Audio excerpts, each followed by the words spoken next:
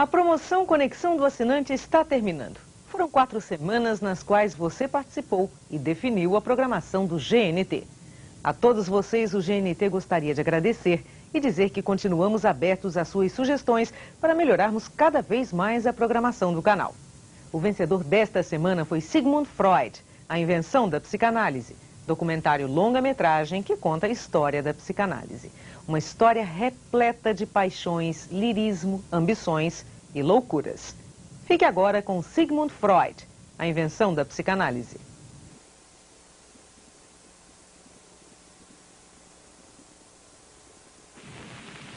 I started my professional activity as a neurologist, trying to bring relief to my neurotic patients. I discovered some important new facts about the unconscious. Out of these findings grew a new science, psychoanalysis. I had to pay heavily for this bit of good luck. Resistance was strong and unrelenting. In the end, I succeeded, but the struggle is not yet over. My name is Sigmund Freud.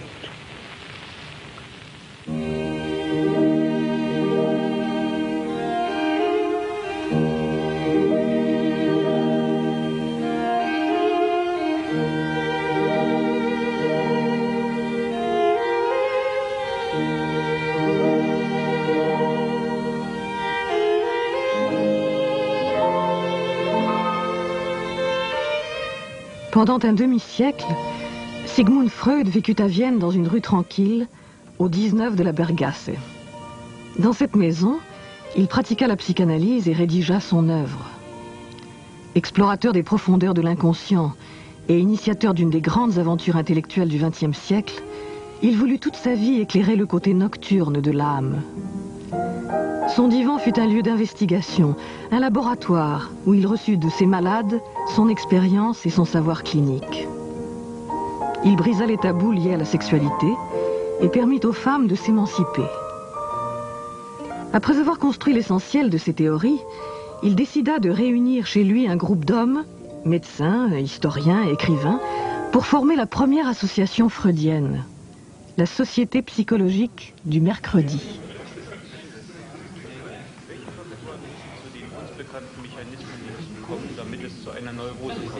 La première séance a lieu en octobre 1902, à 9 heures précises. Le rituel s'installe, café, cigares, petits gâteaux. Véritable banquet socratique, immergé dans l'esprit viennois du début du siècle, la Société du mercredi fut un laboratoire d'idées nouvelles. Ceux qu'on appelait les hommes du mercredi se réunirent autour d'un maître autoritaire qui éveillait leur conscience. Ils voulaient changer le monde à l'aide d'une doctrine, la psychanalyse. Ils parlaient de philosophie, de littérature, de mythologies anciennes et surtout de maladies psychiques et mentales, avec au cœur de cette histoire les hystériques.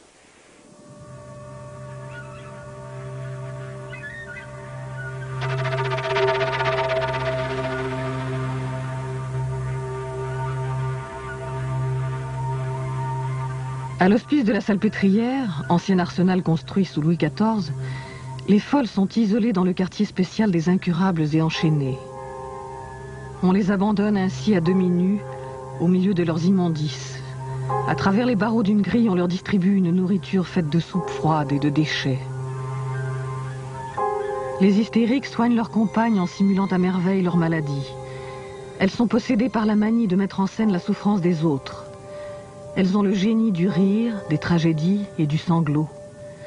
Elles enseignent la folie du monde, la misère du peuple.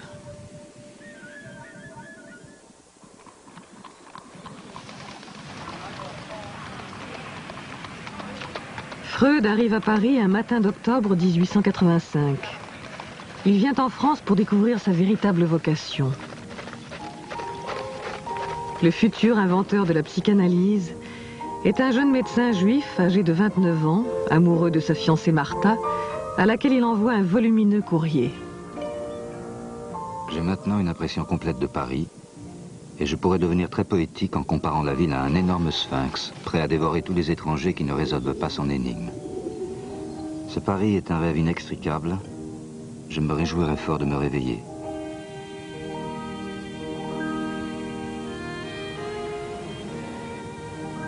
Freud vient à Paris pour suivre les leçons cliniques de Jean-Martin Charcot, le plus grand neurologue de l'époque. Né en 1825, dans une famille modeste, il exerce ses talents à l'hospice de la Salpêtrière. On le surnomme le Napoléon des hystériques. Lorsque Charcot est nommé à la Salpêtrière, il est nommé dans un hôpital qui est en fait un immense hospice pour les femmes. Il y a près de 5 à 6 000 femmes qui sont enfermées à la Salpêtrière. Et pour lui, ça serait une espèce de matériau d'expérience à partir duquel il prétendra, avec un esprit de méthode et de classification extraordinaire, faire une typologie, une symptomatologie de toutes ces affections mystérieuses qui frappent l'être humain lorsque sa raison vacille.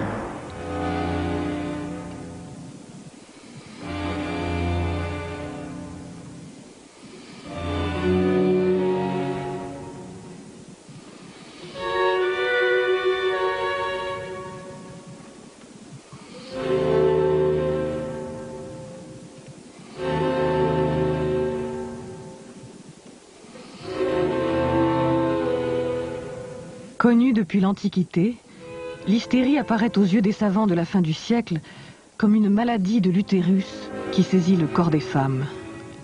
Pour comprendre la nature des convulsions, les médecins plongent les patientes dans un état de somnambulisme ou de sommeil éveillé que l'on appelle hypnose.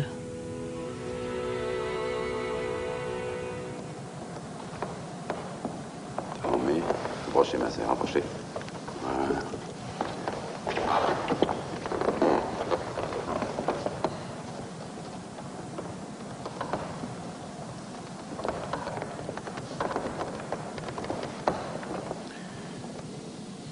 La méthode de Charcot sera popularisée par ce fameux tableau de Brouillet, la leçon clinique de Charcot, les fameux mardis de Charcot à la Salpêtrière, où assistait toute la bonne société libérale et républicaine de Paris.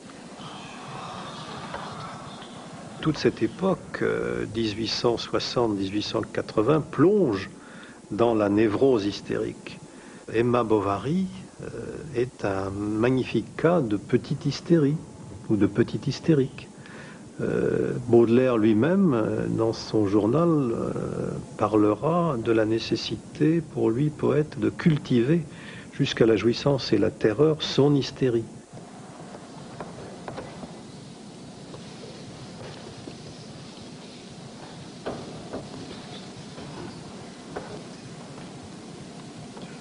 Charcot endort les femmes de la Salpêtrière et fait disparaître provisoirement paralysie et contracture. Il utilise l'hypnotisme pour démontrer que l'hystérie est une névrose fonctionnelle sans lien avec l'utérus. Aussi refuse-t-il de parler publiquement des causes génitales. Fasciné par le théâtre de l'hystérie, Freud remarque que la relation entre le médecin et ses patientes ressemble à une histoire d'amour. Il est ébloui par les leçons de Charcot. Martha, ma chérie, je vais te raconter en détail ce qui agit sur moi.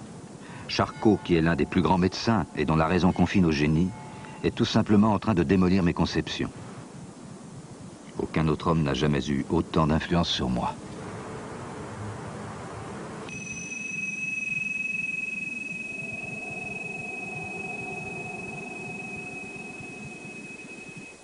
À partir de Charcot, Freud invente un lien nouveau entre hystérie et sexualité.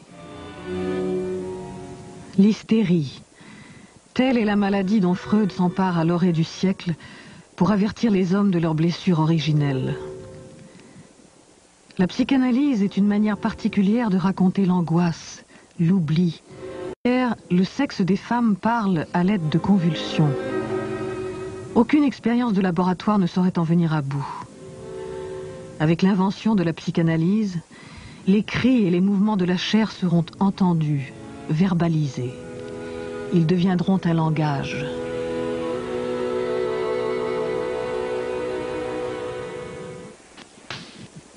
J'ai détruit tout ce que j'ai noté depuis 14 ans, mes lettres, notes scientifiques et manuscrits de mes travaux. Tous mes sentiments et idées sur le monde ont été jugés indignes de subsister. Il faut recommencer à les penser. Quant à mes biographes, qu'ils se torturent donc. Chacun pourra avoir son idée sur l'évolution du héros. Tous auront raison. Je me réjouis déjà de leurs erreurs.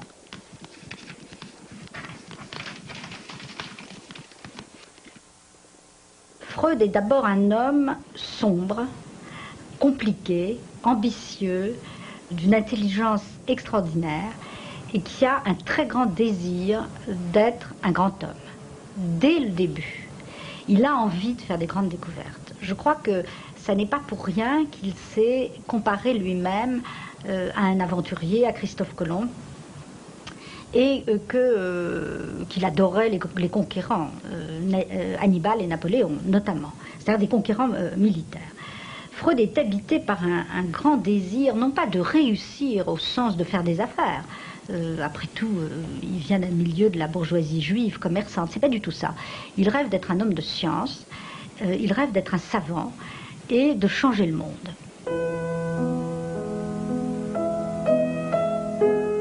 Premier-né du troisième mariage de son père, Freud fut adoré par sa jeune mère.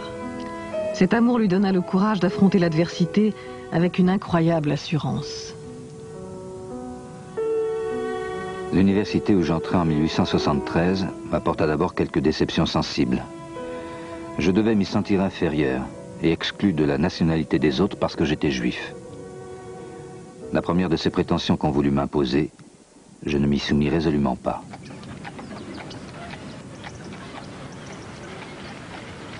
À l'Institut de physiologie de Vienne, Freud fait la connaissance de Joseph Breuer, un médecin juif spécialiste des maladies nerveuses, qui sera pour lui une figure paternelle.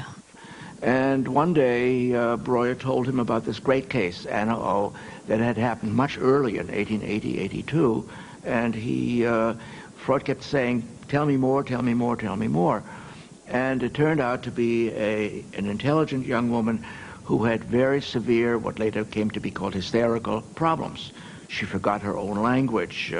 She refused to drink water out of her cup. She had paralyses, which were hysterical paralyses, and all of this was very odd. Anna O, de son vrai nom Bertha Pappenheim, est une jeune fille de la bourgeoisie viennoise. Elle a 20 ans quand surviennent ses premiers troubles.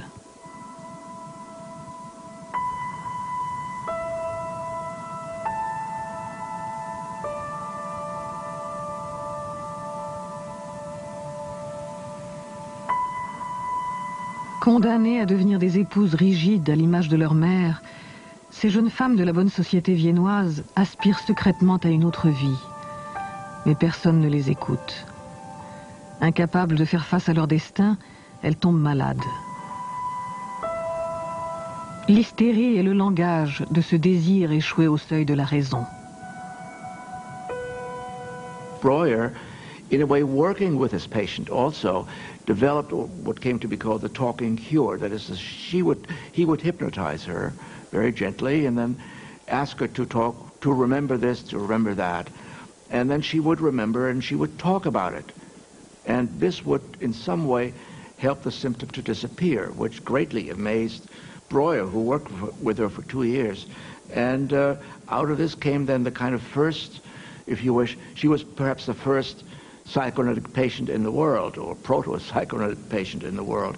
And Freud pushed this further than Breuer ever did.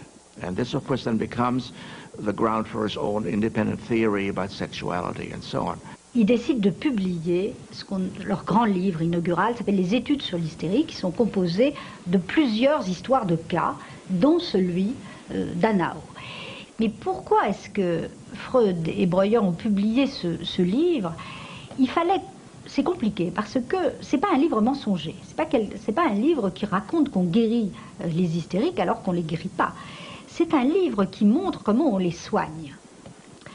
et qui montre en tout cas que les résultats obtenus par ce qu'on appelait la méthode cathartique, c'était pas encore la psychanalyse, mais enfin c'était déjà la cure par la parole. Ça, c'est l'invention progressive de la psychanalyse, qu'au moins on fait quelque chose avec ces femmes, qu'on les écoute. C'est ça la leçon des études sur l'hystérie. Bertha Pappenheim ne sera pas guérie, mais elle s'engagera dans une vie militante au service du sionisme et de la cause des femmes.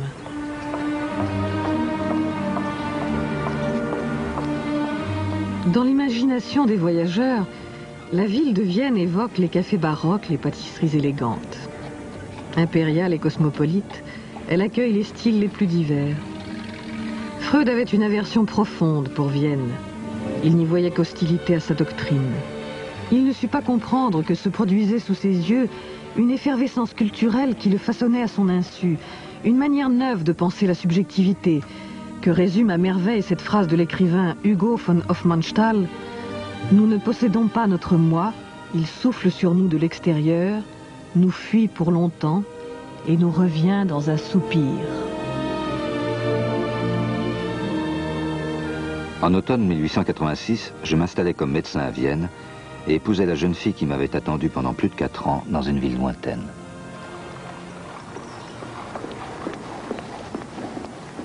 Lorsque Freud ouvre son cabinet privé, il soigne surtout des femmes de la bourgeoisie viennoise atteintes de névrose, maladie des nerfs, neurasthénie, hystérie.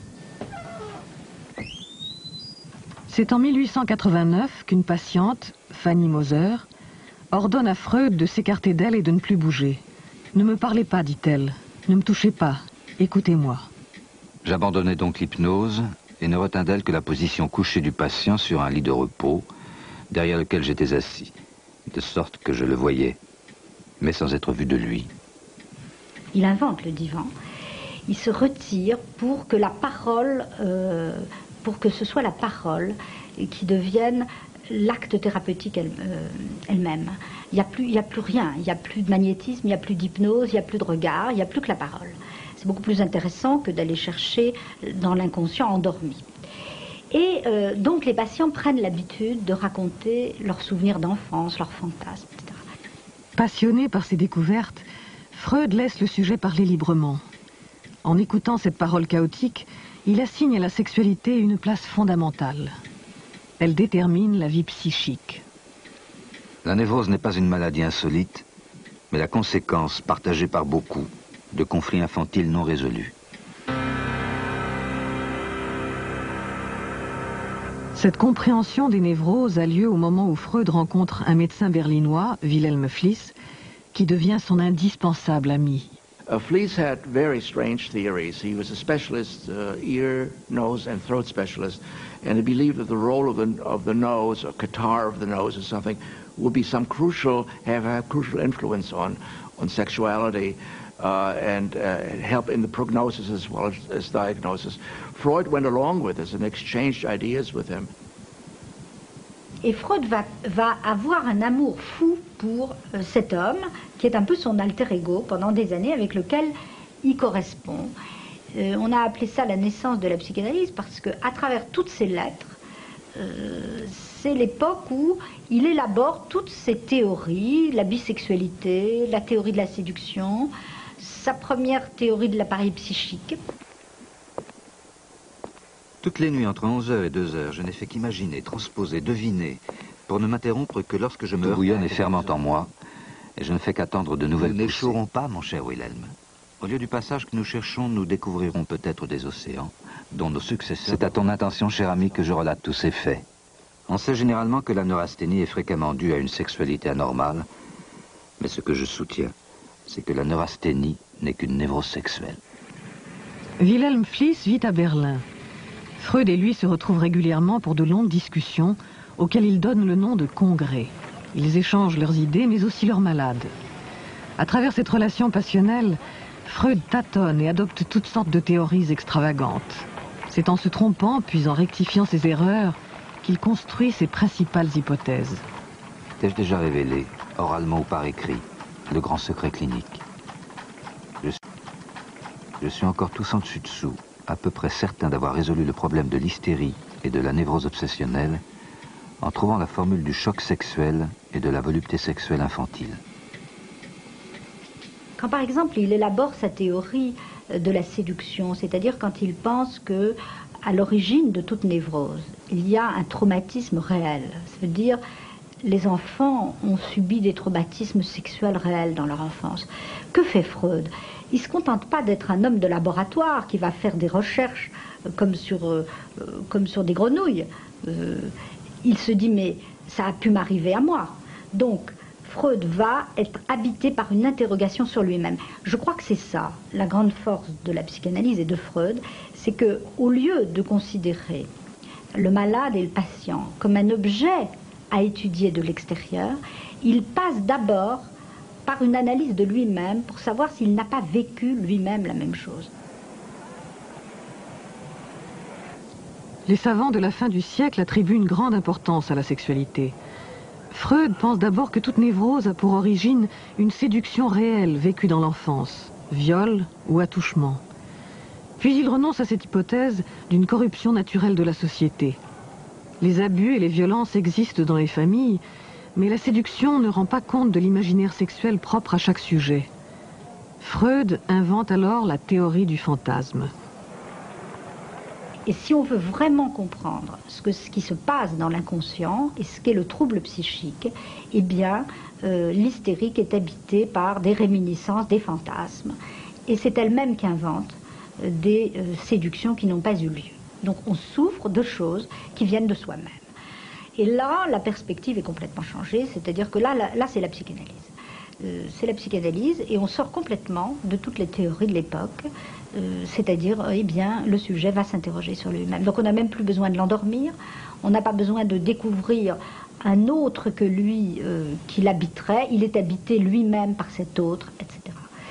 Et ça, c'est la révolution freudienne. He's a great, wonderful contradiction. He's a revolutionary who's a bourgeois. It's a wonderful kind of, I mean, the man who thought up the things he did, infantile sexuality, homosexuality is not a crime, it's not a sin, it's not a disease, all these things he said, which were presumably, you know, terrible things to say. At the same time, he's a perfect bourgeois. That's one of the things that makes him so interesting. Freud en famille, entouré de sa femme Martha, épouse exemplaire, et de sa belle-sœur Mina, sa confidente, Freud mène une vie de patriarche autoritaire. Il consacre son temps à ses recherches, à ses patients, à ses disciples. Ses 3 fils reçoivent une éducation libérale, tandis que ses 3 filles sont élevées selon un modèle plus traditionnel. Chaque été, Freud loue une maison sur les hauteurs de Vienne. Il y passe ses vacances en famille et se détend en inventant des jeux pour ses enfants et ses petits-enfants, comme en témoignent ces images voilées tournées par un proche.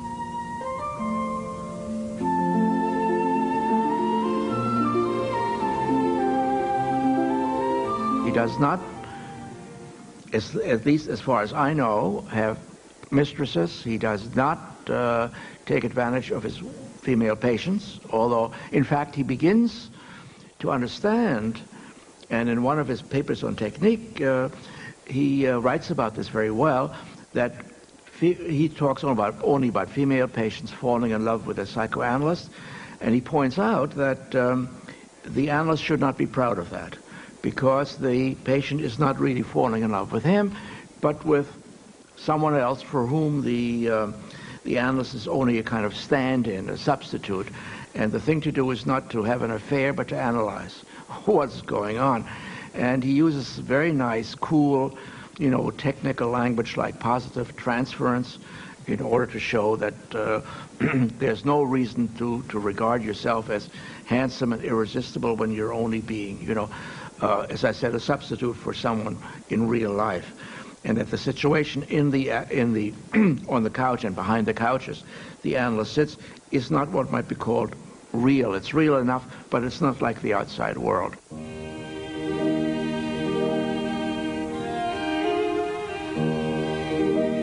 Freud invente de nouveaux concepts. Il appelle libido l'énergie sexuelle et refoulement le processus par lequel est rejeté dans l'inconscient un événement que l'on cherche à oublier, à méconnaître et dont on ne veut rien savoir.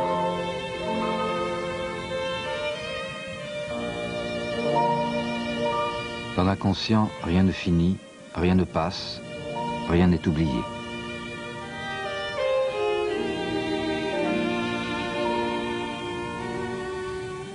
Hier, nous avons enterré mon vieux père, mort dans la nuit du 23. Jusqu'à la fin, il s'est montré l'homme remarquable qu'il a toujours été. La mort de son père l'incite à se livrer à un intense travail de fouille dans son passé. C'est le début de son auto-analyse. Curieux d'antiquité et de culture lointaine, Freud collectionne les objets. Cette passion archéologique l'entraîne au cœur des anciennes civilisations et lui révèle que le destin de chaque homme est lié à celui de l'universalité humaine. Entouré de ses statuettes, ses multiples figurines, romaines, chinoises, grecques, égyptiennes, il analyse les rêves de ses patients et les siens. Il les interprète comme on déchiffre une langue inconnue.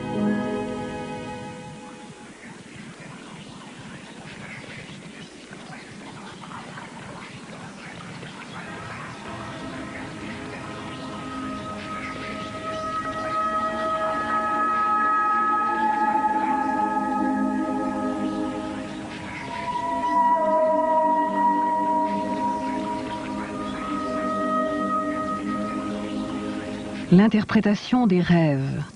Dans ce livre magistral qui ouvre le XXe siècle, Freud voyage au-delà de la conscience et du sommeil. Loin d'être une prédiction magique, le rêve, au sens freudien, est l'accomplissement d'un désir inconscient ou refoulé. Dans les rêves, d'étranges personnages se mêlent souvent à un bestiaire à la fois fantastique et familier. Des chiens ressemblent à des loups, des chevaux à des licornes, des femmes prennent des allures de fleurs. Le rêve est ainsi la voie royale qui mène vers l'inconscient, vers la connaissance d'un au-delà de la conscience, intérieure au sujet lui-même. This is one way in which you can get at the secrets of the mind, a way that would touch everyone. Now the book is pretty technical, although it's extremely well written and really amusing and even full of suspense, as he gives you examples of dreams and then interprets them in front of you and tells you about the mechanisms, except for the last chapter, the famous 7th chapter, which is the theoretical chapter, which is harder to read. The rest, any adult could read with profit and with very little difficulty. Now, I think the crucial point is that Freud is saying, I am on the trail of a general psychology which would work not for neurotics alone, but for everyone. De l'autre côté du visible, Freud trace les figures infinies de l'inconscient avec des mots qui dévoilent les mystères communs à tous les hommes. Rêve, acte manqué, lapsus, oubli, tout a une signification. Qui parle en moi? Telle est la question posée par Freud à l'orée du siècle.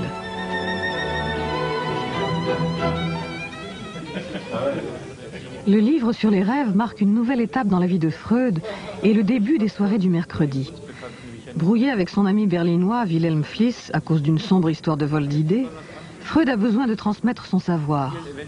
Autour de la longue table ovale, les hommes du mercredi sont de plus en plus nombreux.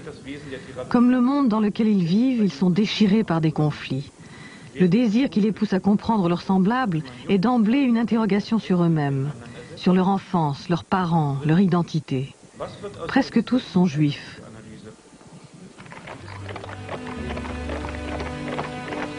Étrange situation que celle de Vienne au début du siècle. Le déclin de l'Empire austro-hongrois fit de cette ville paradoxale le creuset d'une culture centrée sur le refus de l'avenir, la fascination pour la mort, l'amour de l'atemporalité.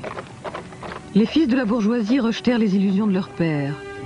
Peintres, musiciens, écrivains et savants refusèrent la notion même de progrès. Parmi ces intellectuels, nombre d'entre eux étaient juifs. Face à l'antisémitisme, ils s'interrogèrent sur leur judéité, c'est-à-dire sur la manière de continuer à se penser juif dans un monde sans Dieu et sans religion. L'un d'entre eux, Karl Kraus, est célèbre pour la férocité de sa plume.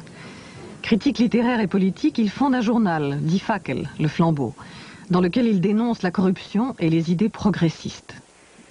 Il devient un redoutable adversaire de la psychanalyse. Un de ses aphorismes est resté célèbre. La psychanalyse invente les maladies qu'elle prétend guérir. Il est aussi un adversaire du mouvement féministe naissant. L'idée dominait que si les femmes sortaient du modèle de la famille patriarcale, la société entière risquait d'être anéantie par un virus de féminisation et d'abaissement des valeurs viriles. Rien ne ressemblait plus à cette image et à cette peur de la déchéance que le long règne de l'empereur François-Joseph. Sombrant progressivement, il paraissait accablé sous le poids d'une féodalité d'un autre âge.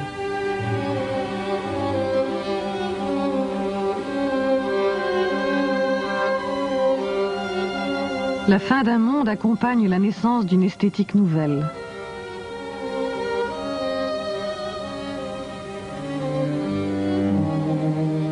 Avec d'autres créateurs, Gustav Klimt lance le mouvement de la sécession. C'est le début d'une modernité de l'art autrichien.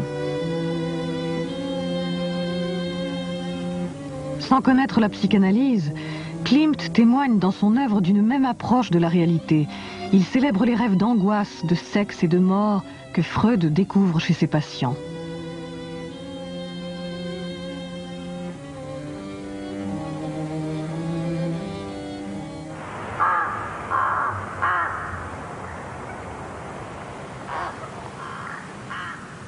En 1905, Freud publie ses 3 essais sur la théorie sexuelle. Le livre fait scandale parce que Freud attribue aux enfants et aux adultes dits normaux des fantasmes sexuels ou des comportements jugés pathologiques. Masturbation, sodomie, fétichisme, désir d'inceste. Il élabore son plus fameux complexe en s'inspirant de la tragédie de Sophocle, dans laquelle le roi de Thèbes, Oedipe, marqué par la malédiction des dieux, tue son père et épouse sa propre mère sans le savoir. À partir de cette histoire, Freud donne le nom de complexe d'Oedipe à une représentation inconsciente où s'exprime le désir de l'enfant pour le parent du sexe opposé et son hostilité pour le parent du même sexe. Ce complexe est une étape dans le développement de l'enfant. Il apparaît entre 3 et 5 ans. Selon Freud, tous les enfants traversent cette situation oedipienne pour ensuite la surmonter. Freud reprend tous les termes qui existaient avant lui, sexualité, inconscient, transfert psychodynamique, mais il leur donne un sens tout à fait nouveau, en accentuant, et c'est pour ça qu'il y a eu une telle opposition à la psychanalyse, en accentuant l'idée que l'homme, le sujet, est déterminé par des forces qui lui échappent. Et ça, c'était quelque chose de tout à fait insupportable, parce que c'était une perte de la maîtrise, qui existe beaucoup moins dans les autres psychothérapies.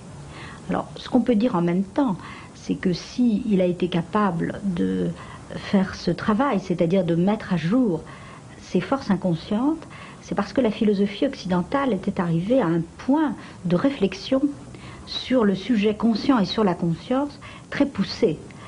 Il est probable que la psychanalyse n'aurait pas pu naître avant qu'il y ait eu une philosophie de la conscience. Parce que pour se rendre compte qu'on a un inconscient, il faut encore en être conscient. Au moment où Freud effectue ses découvertes, les médecins et les psychiatres allemands, autrichiens ou français classent les maladies mentales de façon sophistiquée en oubliant la souffrance des malades. On leur prescrit des traitements corporels, bains, massages, électrothérapie, hydrothérapie, sans croire vraiment à leur efficacité.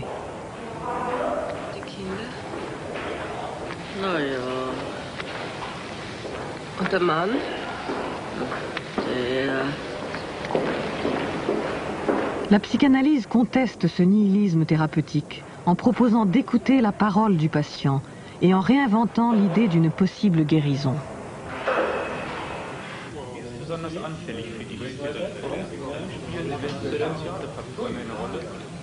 Les soirées du mercredi existent depuis 5 ans. On y parle toujours de l'hystérie, de la cure psychanalytique, du refoulement, du transfert. Les hommes du mercredi forment un cénacle autour du père fondateur. Ils sont sa horde sauvage. Ils admirent Freud qui se montre souvent autoritaire et intransigeant. Tous sont frappés par son regard, sa lucidité, son pessimisme, sa fascination pour la mort et le sexe. Ils se nourrissent de son enseignement et de son génie clinique. 1907 est une année importante. Elle marque la rencontre de Freud avec Carl Gustav Jung, un an après leur premier échange de lettres. 50 ans après, Jung se souvient. Oh, well, I just paid a visit to him in Vienna, and then we talked for 13 hours without interruption. 13 hours without 13 interruption. hours without interruption. We didn't realize that we were almost dead at the end of it, but it was tremendously interesting. Jung is an ideal figure for him. I've said this in my book very simply. He was not Austrian, he was not old, and he was not Jewish. It was perfect. Because Freud was worrying about the fact that this psychoanalysis might become a kind of parochial enterprise, because the people sitting around the table smoking cigars were all Jewish until a little bit later. He did not like this because he didn't think that psychoanalysis was applied to Jews or could only be practiced by Jews and so on, but he thought it was a human, all human thing. Jung was a very interesting psychiatrist who had done interesting experimental work on association of ideas and so on. Située près de Zurich, la clinique psychiatrique du Bürgosli est à la pointe de la recherche dans le domaine du traitement de la folie. C'est là que Jung fait ses années d'apprentissage. Pour Freud, c'est la terre promise, parce qu'il apprend par Carl Gustav Jung, qui est donc l'assistant de Bleuler dans cette clinique, qu'on est en train, au fond, d'expérimenter la méthode des associations libres. C'est ça qu'on expérimente. On fait parler les malades, les patients psychotiques, par des associations qu'on dit automatiques. Et on découvre au fond un univers de langage. On essaye de donner un sens à cette folie particulière que Bleuler va appeler en 1906 la schizophrénie. Une forme de folie qui intervient très jeune, sur des sujets très jeunes qui tombent dans un état de repli sur eux-mêmes, de délire, d'hallucination, de violence pulsionnelle, etc. Donc des grands fous. Et ce grand médecin qui est Bleuler, dans cette clinique du Bürgosli, se passionne pour les méthodes freudiennes, parce que ça ouvre des nouveaux horizons, comprendre l'univers mental du malade. Élève de Bleuler, Jung restera 9 ans dans cette clinique. Jung and Freud came to know each other. They wrote steadily, and we have their correspondence, fortunately. And for 3 or 4 years, it all looked very rosy and very, very good until Jung decided, and I would say Jung decided to go a different way and move into Oriental mysticism, religion, and all kinds of other things which Freud simply despised, right? Doté d'une puissante intelligence, Jung est habité par un monde intérieur fait d'introspection, de quête de soi, de goût pour l'occultisme et les religions orientales. Pendant 7 ans, il s'enthousiasme pour l'aspect spirituel de l'aventure psychanalytique. En 1913, il s'en écartera. En fait, Jung n'a jamais adhéré à la doctrine de Freud. Il s'intéresse aux archétypes, c'est-à-dire à des représentations symboliques du subconscient. Elles constituent à ses yeux un inconscient collectif. What sort of man was Freud? Well, he was a complicated nature, you know. I liked him very much, but I soon discovered that when he had thought something, then it was settled, while I was doubting all along the line. And it was impossible to discuss something really a fond. You know, he had no philosophical education, particularly, you see, I was studying Kant, and I was steeped in it, and that was far from Freud. So, from the very beginning, there was a discrepancy. Jung does not want to, after 4 or 5 years of very close relationship, to be known, dauphin or whatever. He wants to be on his own, and one way to be on his own is to disagree and to write rather brutal letters, by the way. I may be partisan, but in this correspondence, Jung does not look very good at all. And but anyway, he is important, again, as another stepping stone in psychoanalysis, in partly helping it to become international.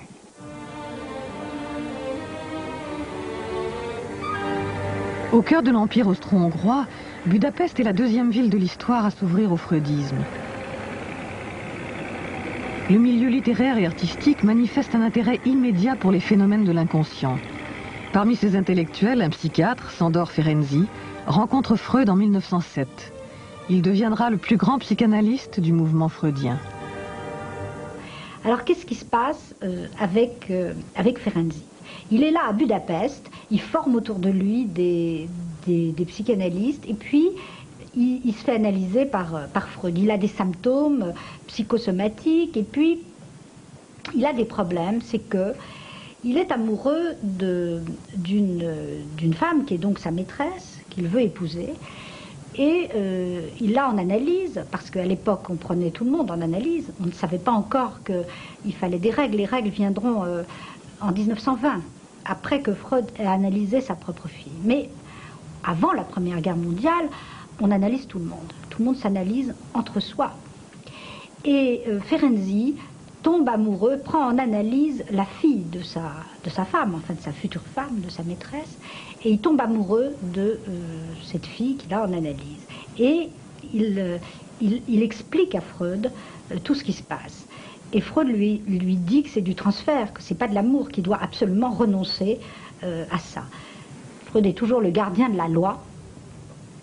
Et Ferenczi obéit, analyse ce qui se passe, et termine au fond son analyse avec Freud en disant cette phrase extraordinaire: c'est terrible, c'est beaucoup mieux comme ça, bien sûr, je suis devenu raisonnable, mais l'analyse m'a normalisé. Comment caractériser Ferenczi? Il est le premier à mettre l'accent sur la relation archaïque à la mère. Il a compris quelque chose très tôt, c'est qu'il y avait des patients pour lesquels un soutien de type maternel qui aurait manqué dans l'enfance, il faut que des patients le retrouvent dans la cure. C'est ça son idée. Donc, il pense que le lieu analytique doit être, enfin la séance, on doit pouvoir embrasser les patients, les toucher, leur dire des gentillesses, accepter leurs cadeaux. Et ça, évidemment, Freud s'y oppose. Et donc, c'est ça, Ferenczi. C'est l'inventivité clinique permanente. Budapest, le 6 janvier 1910. Cher monsieur le professeur, il me semble que je suis comme ce vieil ingénieur des chemins de fer de ma connaissance qui s'arrête devant une locomotive immobilisée sur la voie et s'écrie avec une admiration naïve: c'est tout de même une belle invention. Depuis des années, je m'occupe du matin au soir de psychanalyse. Je suis un tâcheron de cette méthode. C'est mon métier et mon pain quotidien.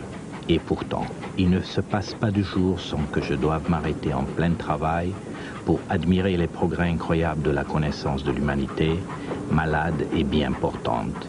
C'est tout de même une belle invention.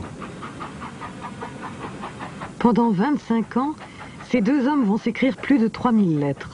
C'est une des plus belles correspondances dans l'histoire de la psychanalyse. Cher ami, ma crampe de l'écrivain est en nette amélioration.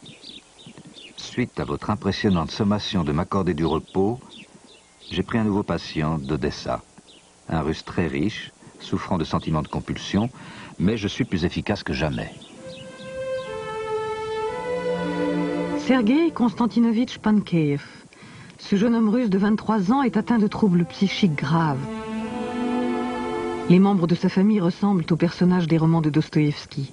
Son père était mélancolique, sa mère obsédée par des maladies, sa sœur s'était suicidée et deux de ses oncles étaient atteints de folie. Quand il arrive à Vienne pour être analysé par Freud, il a déjà vu plusieurs grands psychiatres de l'époque. Il va très mal et Freud lui dit cette phrase absolument extraordinaire. Il raconte tout son périple, les sanatoriums, les cliniques, et Freud lui dit on a cherché les raisons de votre malaise dans un pot de chambre. Alors maintenant, on va les chercher en vous. Ça voulait dire quoi? Ça voulait dire on n'a rien fait. Comment c'est? Strecken Sie sich bequem aus.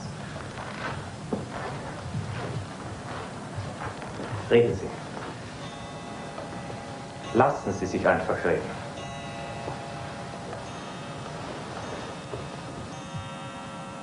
Je rêvais qu'il faisait nuit et que j'étais couché dans mon lit.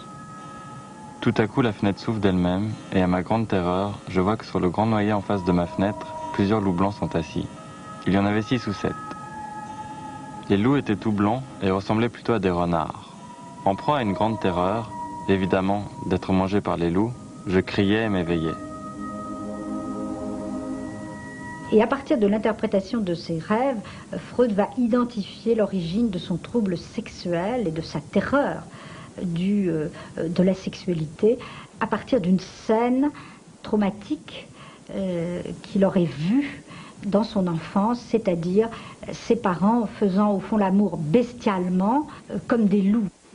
Au fur et à mesure de l'analyse, Freud reconstruit toute l'histoire de ce jeune homme et la publie sous le titre « À partir de l'histoire d'une névrose infantile ». Analysé plus tard par un élève de Freud qui le surnomme l'homme au loup, Pankeïev s'identifie à son cas. Il devient à la lettre l'homme au loup. Ruiné par la Révolution d'Octobre, il s'installe à Vienne, où Freud mobilise les siens pour lui venir en aide financièrement. Toute sa vie, l'homme au loup sera pris en charge par le mouvement psychanalytique et soigné par les héritiers du maître. Il ne sera pas guéri de ses symptômes, mais transformé par sa longue expérience de la psychanalyse. L'idée d'incurabilité et de curabilité habite tout le domaine de la psychiatrie et des maladies psychiques, beaucoup plus que la médecine, parce que c'est vrai qu'en médecine, on arrive à des guérisons des maladies.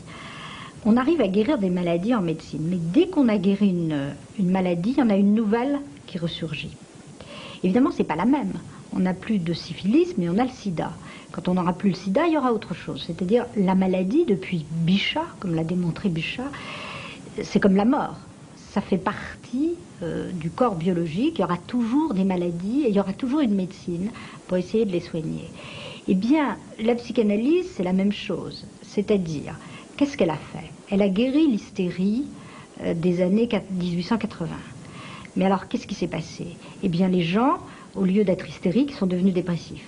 C'est-à-dire, les symptômes changent, les maladies changent au fur et à mesure qu'on invente les techniques pour les guérir. Mais on ne vient jamais à bout de rien. Ça, c'est valable en médecine et c'est valable en analyse. Cher monsieur le professeur, c'est seulement par la psychanalyse que d'enfant je suis devenu homme.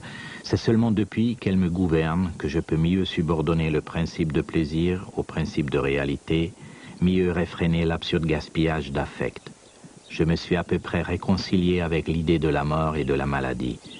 J'ai appris à traiter et à considérer les humains comme des malades et je ne leur tiens pas rigueur de leur méchanceté. C'est qu'ils n'y peuvent rien. Je réfrène les rêveries ambitieuses en les ramenant à leurs racines infantiles. Votre dévoué Ferenczi.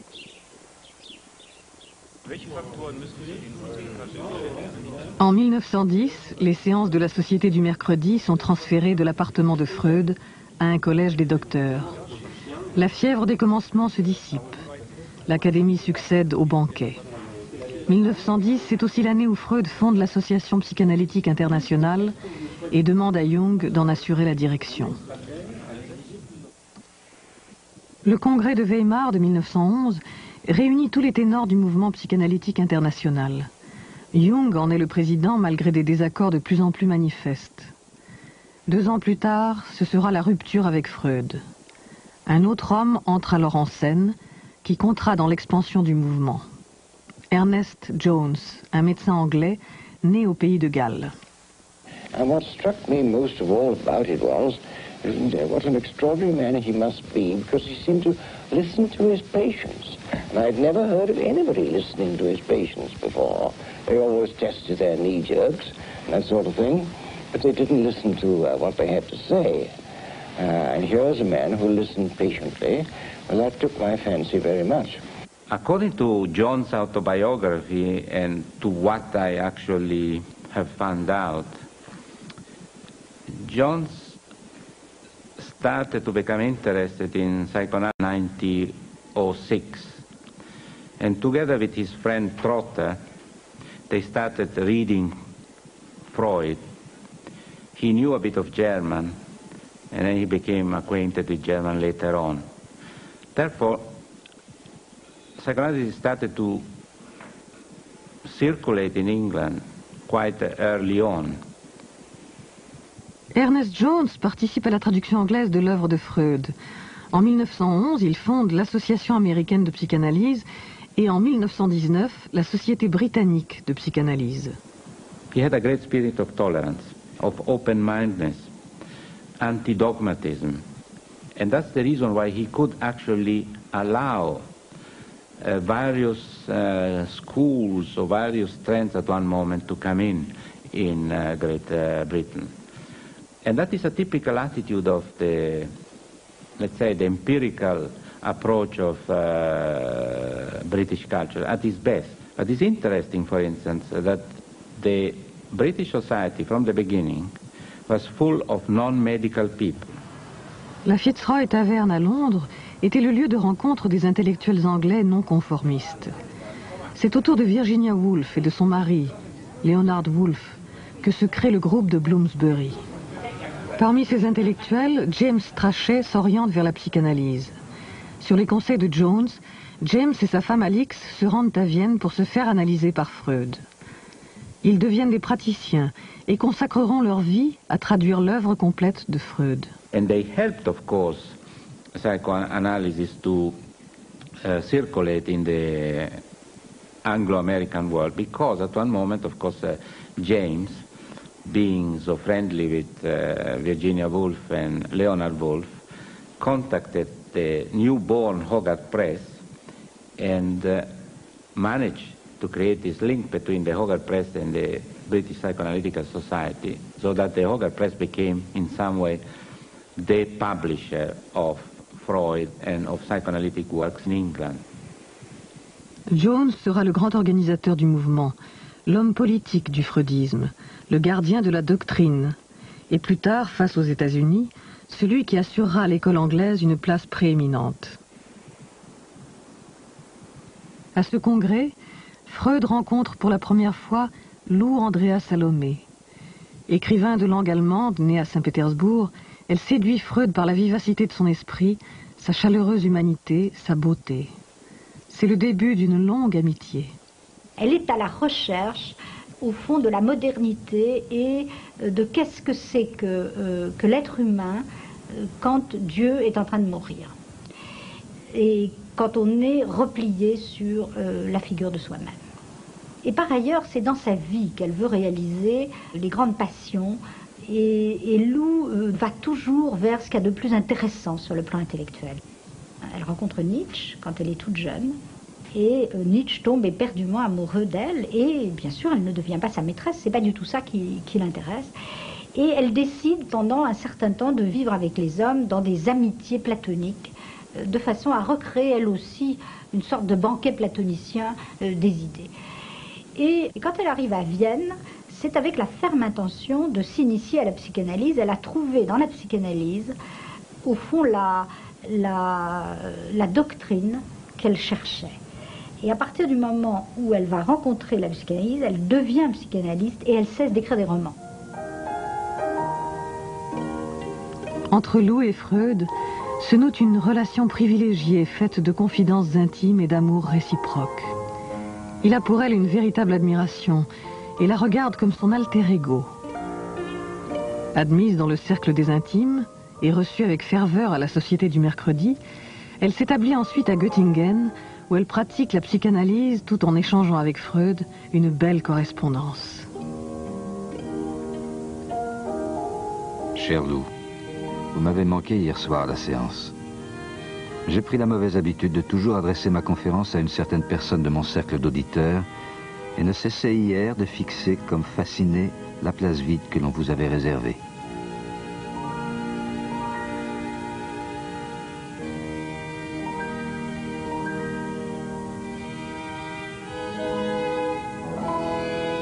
Le 28 juin 1914. Cher ami, je vous écris sous le coup de l'assassinat surprenant de Sarajevo, dont les conséquences sont tout à fait imprévisibles.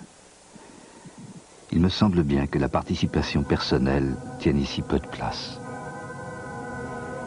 2 mois plus tard éclate la Première Guerre mondiale. Comme des millions d'hommes, Freud ne croit pas à la durée de ce conflit. Il se sent solidaire du destin de son pays. Passé le temps des illusions, il exprime son pessimisme dans une lettre à Lou Andrea Salomé. L'humanité, je n'en doute pas, se remettra même de cette guerre, mais je suis certain que ni moi ni mes contemporains, nous ne retrouverons un monde heureux. Tout est trop horrible. Et ce qu'il y a de plus triste, c'est que tout arrive comme la psychanalyse aurait pu le prévoir, d'après sa connaissance de l'homme et de son comportement.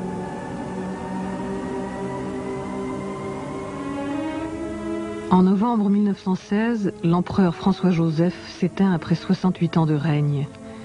Cette mort annonce la chute des Habsbourg et de l'Empire austro-hongrois. Vienne cessa d'être le centre du mouvement freudien pour devenir une ville du passé où demeurait encore le père fondateur. Une certaine idée de la psychanalyse, nocturne et subversive, s'effaçait avec la fin d'un monde dont elle avait elle-même rêvé la fin.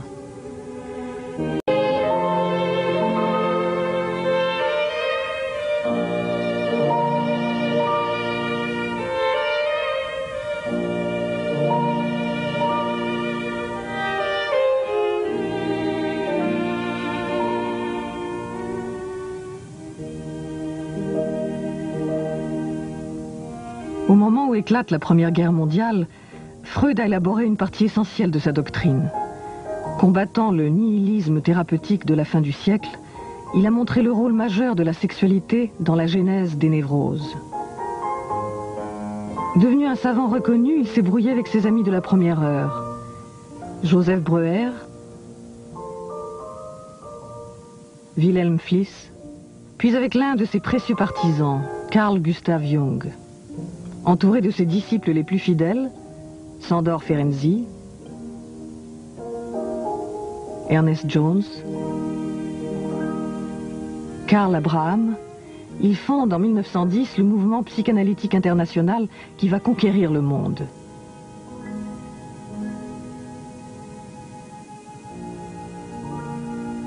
Il vit à Vienne avec ses 6 enfants et 2 femmes qui veillent sur lui. Martha, son épouse, qui ne s'intéresse guère à la psychanalyse, et Mina, la sœur de celle-ci, qui au contraire l'accompagne dans ses recherches.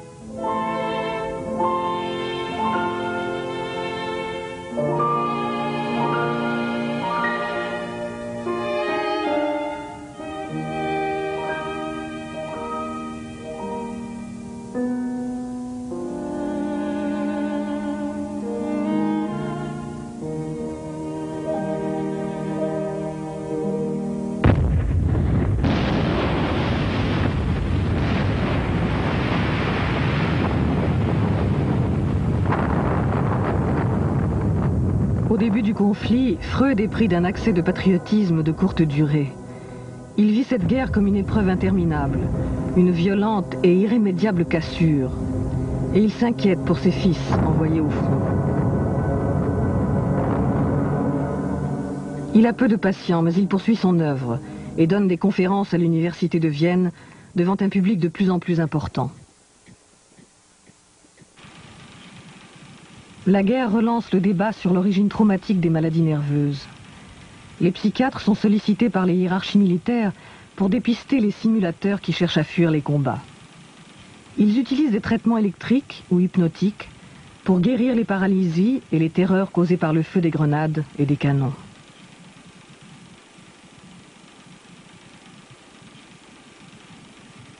Les soldats traumatisés sont souvent remis sur pied en 1 semaine. Comme ce soldat anglais, pour être renvoyé au front et parfois à la mort.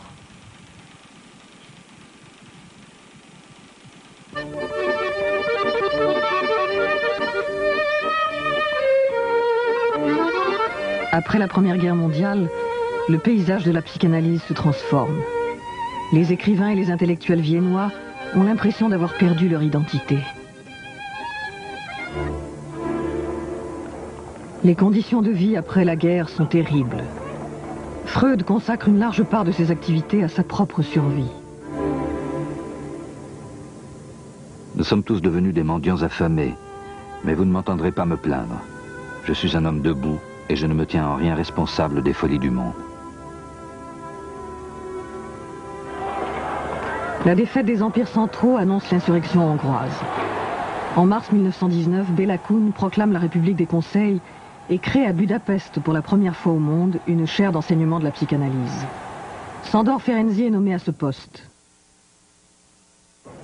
4 mois plus tard, la commune est réprimée dans le sang par les troupes de l'amiral Horthy, dictateur fasciste. Les psychanalystes prennent la route de l'exil et s'installent à Berlin.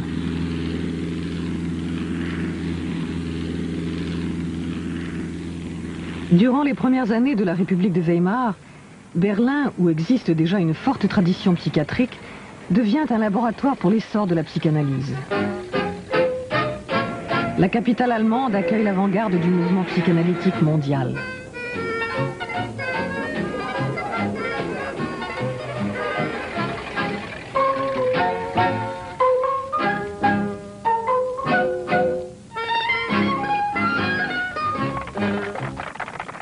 ...1920 wurde das Berliner Psychoanalytische Institut gegründet. Max Eitingon war der Besitzer, würde man sagen. Er hat es finanziert und hat es zusammen mit einer Poliklinik, die 1920 dann errichtet wurde, zu einer Ausbildungsstätte werden lassen, die dann auch ja durch die erzwungene Immigration vieler Analytiker während der Nazizeit überall auf der ganzen Welt eigentlich zum Modellprojekt wurde. Anfangs haben sich die Psychoanalytiker vor allem so ärmeren Bevölkerungsschichten zugewandt. Leuten, die verarmt waren und aufgrund ihrer neurotischen Entwicklung auch auf keinen grünen Zweig kamen. Und im Laufe der Zeit, also je mehr sich die Psychoanalyse so herumgesprochen hatte, desto mehr Zustrom bekam sie auch von Intellektuellen. Premier institut de formation du monde, la Polyclinique de Berlin va rayonner pendant plusieurs années. Les patients payent leur cure en fonction de leurs revenus et chaque thérapeute est obligé de mener au moins une cure gratuite. Cet engagement social offre de nouvelles perspectives au freudisme. Les candidats formés à la Polyclinique admirent Karl Abraham, premier médecin à avoir exercé la psychanalyse à Berlin dès 1907. Il est la figure orthodoxe du mouvement. Karl Abraham muss wirklich eine sehr imponierende Gestalt gewesen sein. Er hat so als erster die Psychoanalyse ja in Berlin eingeführt und auch in verschiedenen Vorträgen, auch gegen die schlimmsten, abfälligsten Bemerkungen immer wieder verteidigt. Von Freud wird er als Roche de Bronze bezeichnet. Und er hat, was ich doch sehr eindrucksvoll finde, es ist nicht nur seine Originalität im Denken und in der Theorie, sondern auch seine Fähigkeit, eine Gruppe von Schülern, die aber nicht hörig sind, in höriger Abhängigkeit zu ihm standen, um sich herum zu sammeln und gleichzeitig auch ein loyaler Kontrapunkt zu Freud zu sein. Er war nicht in allen Dingen Freuds Meinung und Freud respektierte das. Parmi les nombreux élèves qu'il a formés, l'une va devenir célèbre, Mélanie Klein. Née à Vienne, en 1882, dans une famille juive, elle se marie très jeune et se rend à Budapest, où elle découvre l'œuvre de Freud. Her first analyst was Ferenczi, who actually understood Klein's geniality, and was Ferenczi who actually suggested that he should get interested in analyzing children. And then later on, due again to her personal circumstances, she went to Berlin and she met Abraham there, Karl Abraham, and started an analysis with him. There is a letter that Abraham writes to Freud where he describes the work that Melanie Klein was doing with very small children. And again, it's Abraham who says, well, the future of psychoanalysis will pass through Melanie Klein. What she's doing is something so new. Mélanie Klein s'écarte de la doctrine freudienne classique en mettant l'accent sur les relations archaïques de l'enfant à la mère. Sa plus grande rivale sera Anna, la plus jeune des filles de Freud, la seule à s'engager dans la psychanalyse après avoir été analysée par son père. Well, you know, Freud had certain rules about psychoanalysis, yes, and he published these rules in these famous papers on technique. And one rule was you do not analyze anybody who's close to you, like a friend. The idea is that the ideal is to analyze a stranger. It seems as though Freud did not read Freud, you know, because he analyzed his own daughter from 1918 on, which is, from a technical point of view, simply terrible. The two of them were virtually merged. I mean, once Freud discovered that she was brilliant, totally loyal, really indifferent to other men, and that she really, the man in her life was her father, and the woman in his life became his daughter. She became simply his alter ego.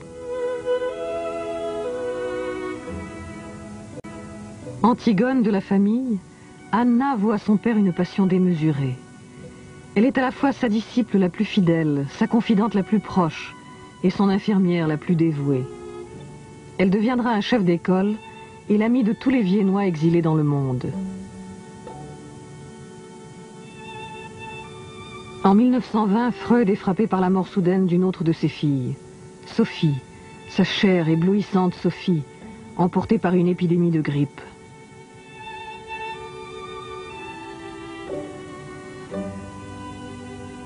Toute vie tend vers la mort.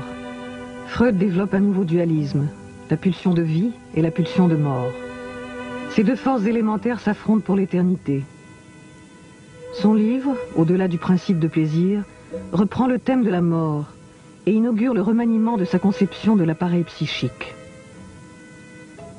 And then 3 years later, he goes on to develop the idea that the mind is divided not only by the drives, life against death, sexuality against aggression, but also almost, if you wish, a geographic division, which you can't quite find, as it were. He draws a little diagram, but the id, which is essentially inaccessible directly.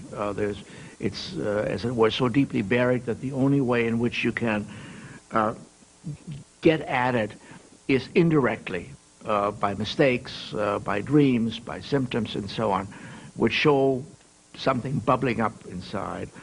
The ego, which is the id, of course, is totally unconscious. The ego, which is partly unconscious, partly conscious, and the superego, which is also partly conscious, partly unconscious. Now, the superego can be called simply, if you want, the conscience.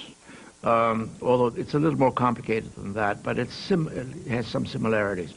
And the ego is, in a way, the part of the mind which deals with mastery of the world. It's in relation to outside forces. It acts on them. It receives them. It reinterprets them. It organizes the mind. But it is also partly unconscious. So it's not simply what we might call reasonable thinking, although that's part of it. And this division then serves to underscore the fact that mental conflict, which he has always been interested in, that mental conflict is simply everywhere. Because these three agencies, let's say, the id, ego, superego, are very rarely completely at peace with each other. And what you can get is a kind of suspension of hostilities, a truce, but much of the time, let us say, the superego will attack you. It is mostly, if not always, but mostly negative, punitive, is itself a source of feelings of guilt, and so on. Now, this is actually, it turned out, I think, that this idea, plus the idea of the two fundamental forces, which are in opposition to one another, turned out to explain much more about mental operations than before. So in that sense, it's a real gain in clarity. Ces nouvelles théories ne sont pas facilement acceptées par les disciples. Mais les candidats qui veulent se faire analyser par Freud pour devenir psychanalystes sont de plus en plus nombreux. La plupart d'entre eux viennent des États-Unis. Il cherche à saisir le sens de la pratique analytique à travers une cure personnelle. Les Américains, à partir des années 1910 et jusqu'en 1925, s'enthousiasment pour la psychanalyse. Parce que pour eux, c'est une thérapie du bonheur. Ils sont à leur façon très créatifs, les Américains. Il ne faut pas faire de l'anti-américanisme primaire, comme Freud l'a fait. Freud a dit, la psychanalyse va aux Américains comme une chemise blanche à un corbeau, je crois. C'est sa phrase. Donc il les détestait. Il les détestait, on comprend pourquoi. Parce que quand ils ont commencé à venir se faire analyser à Vienne, en 1919, 1920 et jusqu'en 1930, pour cet esprit complexe, viennois, européen, qu'était Freud, habité par la mort, habité par des paysages, quoi qu'il en dise, je ne sais pas, de l'esthétisme de la Renaissance, de toute la culture classique. Eh bien, qu'est-ce qu'ils voyaient arriver? Des puritains qui avaient envie que les gens soient heureux. Rien n'est plus étranger à Freud que ce genre d'histoire. Freud cherche à disséquer l'âme humaine. Il est l'héritier du romantisme d'un côté. Et quand il est clinicien, il cherche à guérir, il ne cherche pas à adapter. C'est deux choses différentes. Il cherche à ce que quelqu'un comprenne ses symptômes, non pas aille mieux, se comprenne. C'est à la gare de Vienne, en 1921, que plusieurs Américains et quelques Anglais arrivent pour rencontrer le maître. L'un d'entre eux, Abraham Gardiner, psychanalyste et anthropologue, se souvient. I mean, Freud came down to meet his new analyst and No. He was coming home from his vacation. And we met him at the railroad station. And it was a very cold day. It was only September 25th, but he was dressed up in a fur coat and a slouch hat. And I was rather disappointed because I expected a more imposing-looking man. He was rather short. He was? Yes. He wasn't tall. He was only about 5'6", I would say. And not terribly imposing, extremely friendly, and very glad to see me, and... Did he speak English? Perfect. Perfect. And I was analyzed in English. $10 a session. Oh, that was a fabulous fee. Yeah. That was an enormous fee, considering that the dollar brought 3,300 crowns. So that meant 3,300 crowns times 10. That's 33,000 crowns. Imagine what that was if a good meal in Vienna cost 75 crowns. He was an extremely penetrating in his insights, by the way. This man was uncanny in his insights. But it was all draped around the Oedipus complex. He referred occasionally, he'd say, well, of course, this is an anal erotic thing and this is an oral erotic. But he wasn't systematic about it. Il est de nouveau frappé par un deuil. Son petit-fils préféré, Heinz, le fils de Sophie, meurt en 1923. Je supporte très mal cette perte. Je crois n'avoir jamais éprouvé un tel chagrin. Tout m'est devenu indifférent. Cette même année, son médecin détecte une tumeur cancéreuse à la mâchoire. Pendant quelque temps, il cache la vérité à Freud. Ernest Jones, son biographe et ami, fut le témoin des souffrances qu'il a endurées. It went on for 16 years. He had 23 operations in that time, major operations, with all sorts of things being done in between in the way of radium or X-rays or diathermy or different things to torture him, you may say, and manufacturing complicated dentures. Well, he was really never free of discomfort and mostly of pain. 16 years, which he bore with exemplary fortitude, resignation, quietness. I only once in all that time ever heard him complaining. And that was when he was really, it was almost unbearable. And he said, this is really unnecessary. Berlin 1925. Karl Abraham meurt brutalement à 48 ans.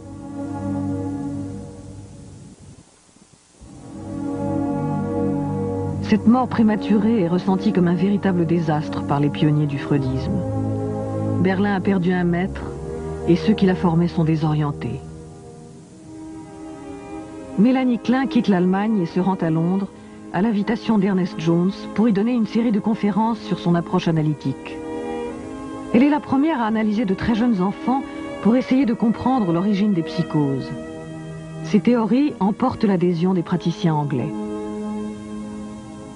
Her own ideas were practically that there was an original, although very primitive, relationship between the baby and its own environment, first of all with the mother, but as she called it, as a partial object, as a breast, as a piece of her body and so on, which gradually developed and became then more and more coherent.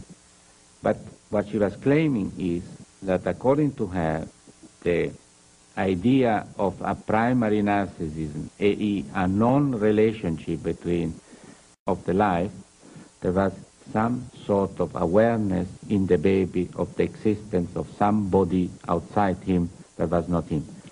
Fraction of seconds sometime, then the baby got back to his delusion or illusion that he was fused with the breast of the mother. But according to Melanie Klein, this is a fundamental structural characteristic of our life. It's a very, in some way, tragic vision.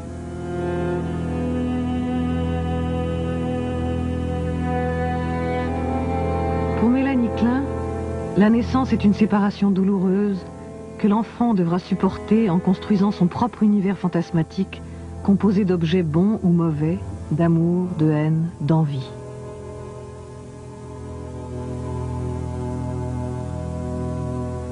Elle est la première à développer une technique de jeu qui permet d'accéder à l'inconscient des enfants de 2 à 3 ans.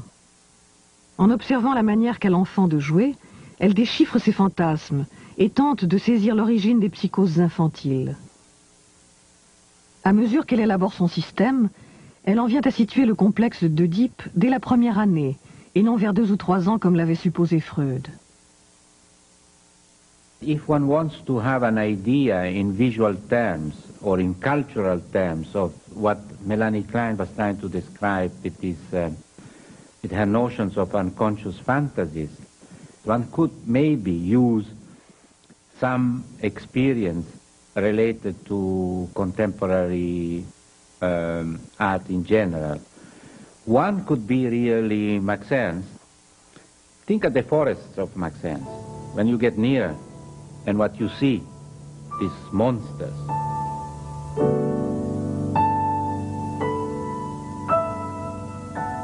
Max Ernst, André Breton, Salvador Dali, les surréalistes s'emparent des idées de la psychanalyse.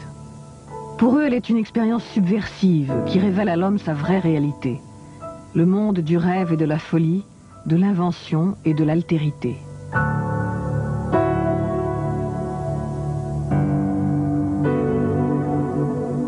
Freud a été, je crois, très effrayé lorsqu'il a rencontré Breton, Salvador Dali encore plus.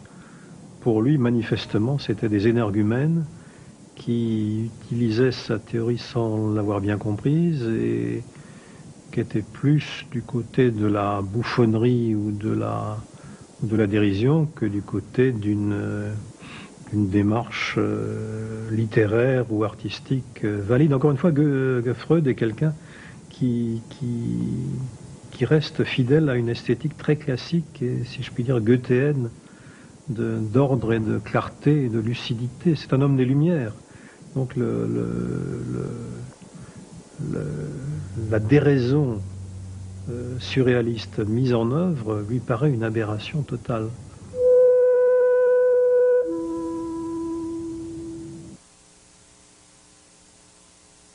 Les surréalistes célèbrent la beauté convulsive de la femme hystérique. Elle est à leurs yeux la nouvelle esthétique des temps modernes, comme l'extase mystique des femmes.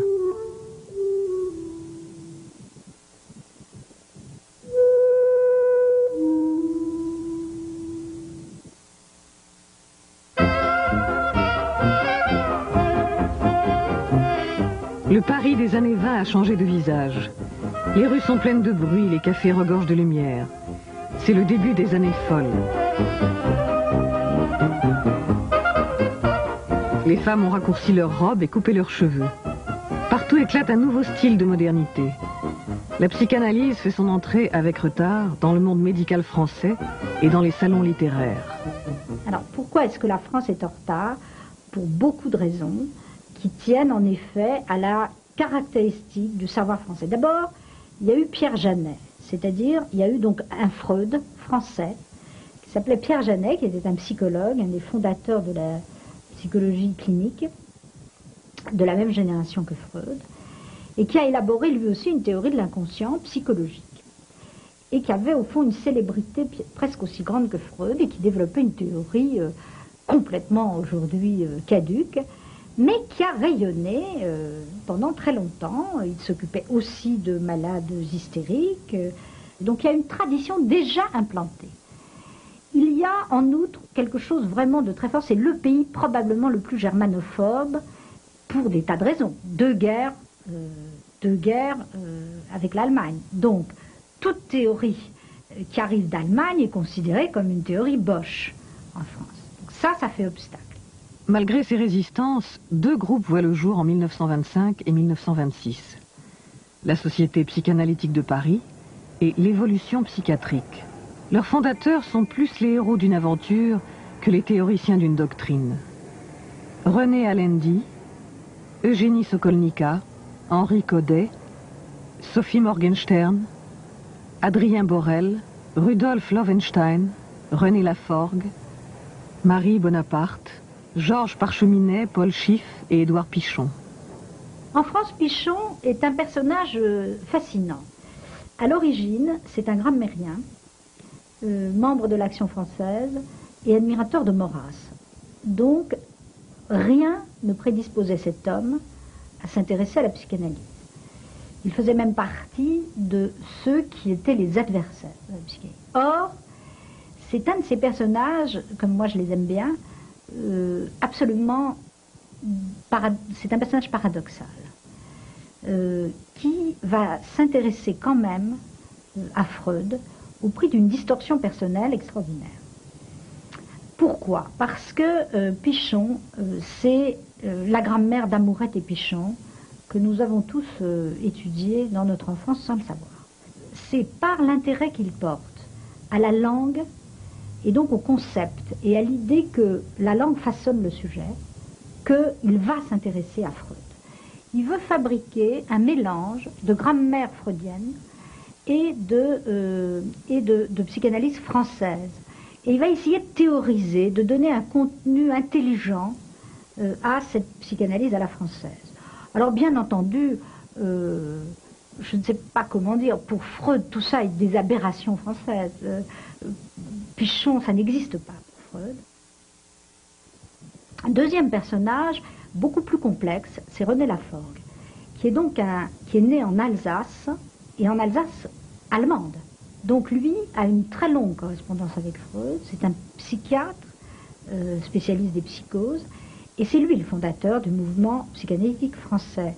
C'est lui qui envoie Marie Bonaparte à Freud. Arrière-petite-nièce de l'empereur et richissime princesse de Grèce, Marie Bonaparte est obsédée par ses problèmes sexuels et dévorée par l'ennui de sa condition d'altesse royale. En 1925, elle fait la connaissance de Freud. Son analyse avec lui fera d'elle une autre femme. Freud écrira à René Laforgue. La princesse fait une très belle analyse, c'est une femme remarquable, homme pour plus de la moitié. Marie Bonaparte met sa fortune et son pouvoir au service du mouvement et traduit les œuvres du maître. Elle se rend fréquemment à Vienne et devient une amie de la famille.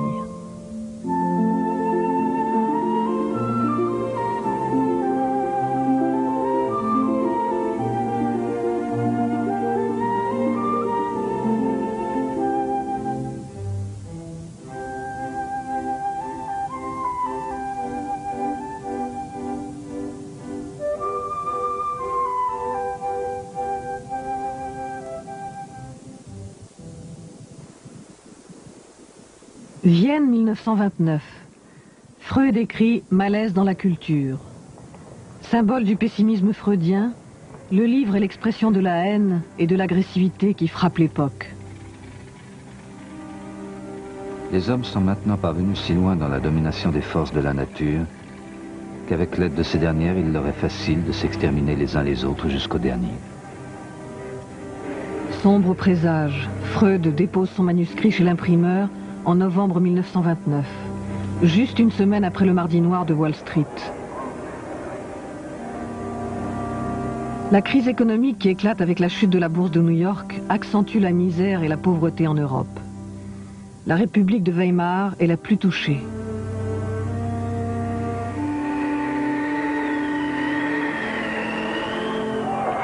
En Allemagne, les incidents se multiplient, créant un climat de peur et d'insécurité qui profite au national-socialisme.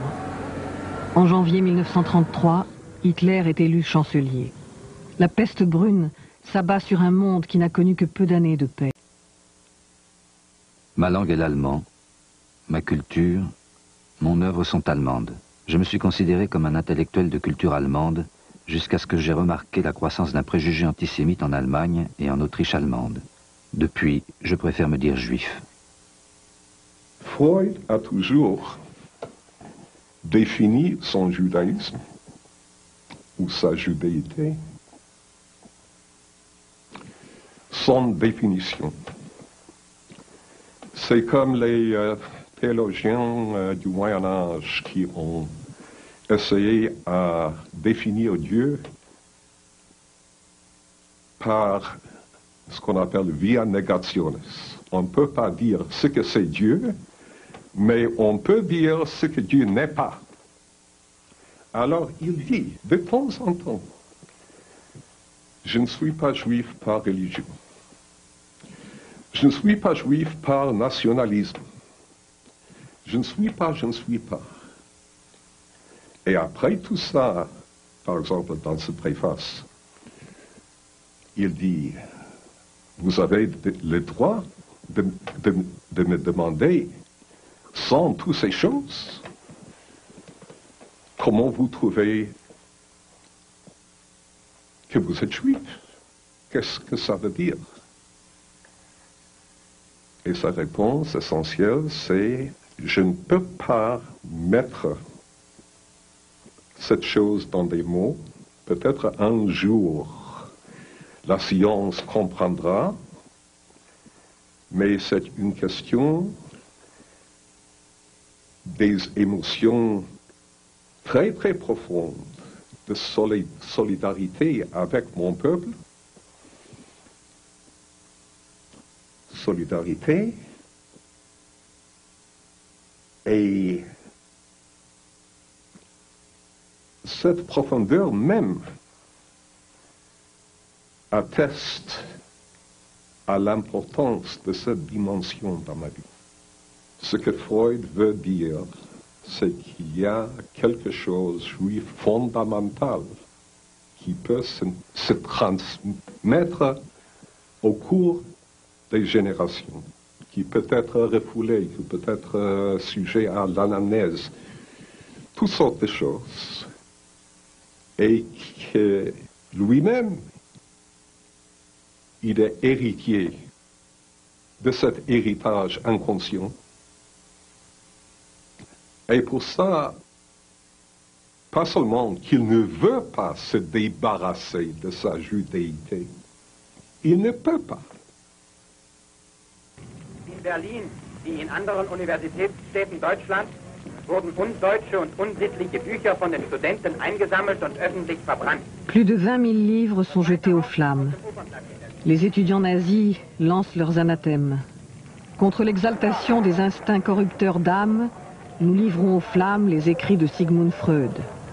Quel progrès nous faisons? Au Moyen-Âge, on m'aurait brûlé. Aujourd'hui, on se contente de brûler mes livres.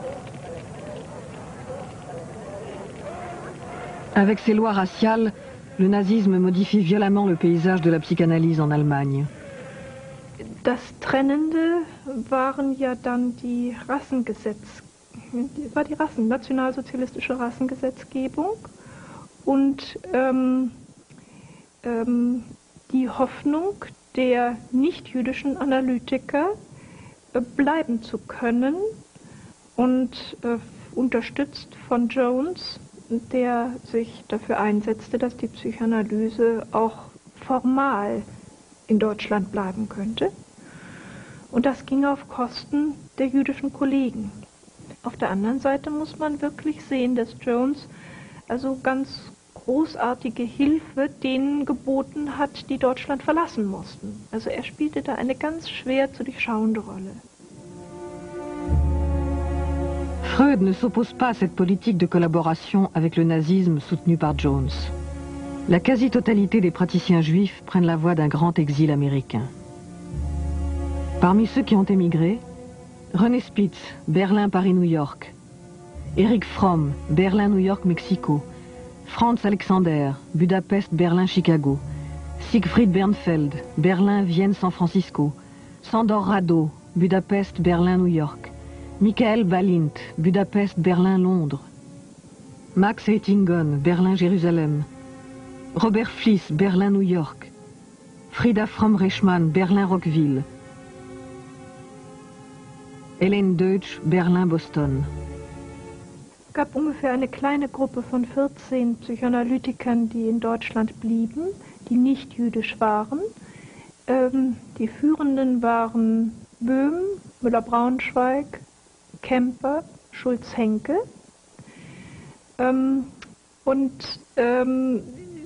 Ich möchte mal sagen, gemessen an den emigrierenden jüdischen Psychoanalytikern waren sie wirklich unbedeutend von dem, was sie geschrieben haben, von ihren geistigen Produkten her gesehen. Und es ist schwer zu sagen, aber ich denke, sie hatten einfach da auch eine Chance, sich der politischen Verhältnisse zu bedienen. Sie wären mit diesen jüdischen Rivalen und Konkurrenten nie auf einen grünen Zweig gekommen. La Polyclinique de Berlin devient l'Institut Göring, du nom du médiocre personnage qui la dirige, Matthias Henrik Göring, cousin du maréchal et organisateur d'une psychothérapie dite arianisée. En 1938, l'Institut Göring est placé sous la protection directe de Hitler. Parmi les freudiens qui acceptent de poursuivre leurs activités, Félix Böhm contribue à l'assimilation des homosexuels à des déviants. Karl Müller-Braunschweig défend l'utilité de la psychanalyse pour l'État national-socialiste. Werner Kemper participe au dépistage des névroses de guerre pour la Wehrmacht. L'Institut Göring se glorifie d'assurer le traitement psychanalytique gratuit de patients issus de toutes les classes sociales, à l'exception des Juifs. Die Terminologie der Psychoanalyse wurde verboten. Man durfte nicht von Ödipus, von Libido sprechen. Es gab eine strenge Sprachregelung. Also von daher muss man dann wirklich fragen, was ist denn nun noch psychoanalytisch an der erhaltenen Psychoanalyse? Ist denn da noch was, was psychoanalytisch genannt werden kann?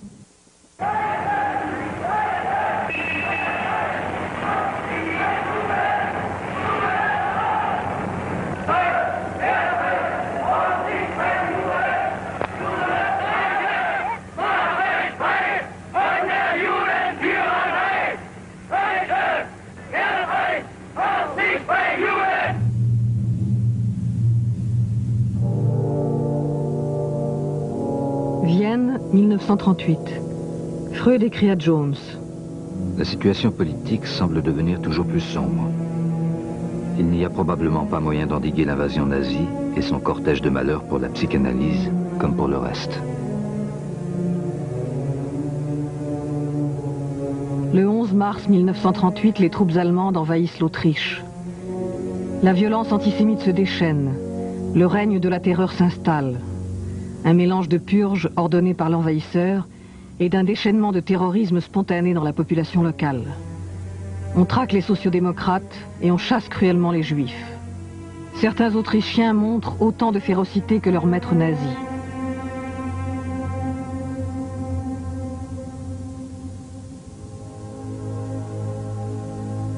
Dans sa très brève chronique qu'il tient depuis 1929, Freud écrit le jour de l'Anschluss « Finis Austriae », fin de l'Autriche. Sa réputation internationale et la vigilance de ses amis lui épargnent le pire, mais ses biens sont confisqués et son appartement fouillé. Pour la dernière fois, Marie Bonaparte filme Freud dans son appartement du 19 Berggasse. Une fois encore, la caméra de la princesse se pose sur la collection des statuettes et des antiquités. Freud est triste mais résigné, décidé à se séparer de cette ville qu'il n'aimait pas. Le passage d'Anna à la Gestapo le convainc définitivement de partir. Grâce à l'intervention de William Bullitt, ambassadeur des États-Unis en France, et à la rançon que la princesse paye aux nazis, il quitte Vienne le 4 juin 1938, accompagné de sa femme et de sa fille.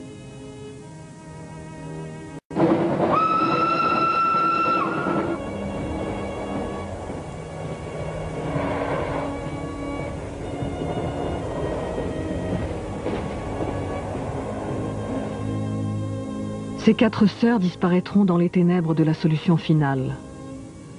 Dolphy et Mitzi à Theresienstadt, Paula à Malitrostinek, Rosa à Treblinka.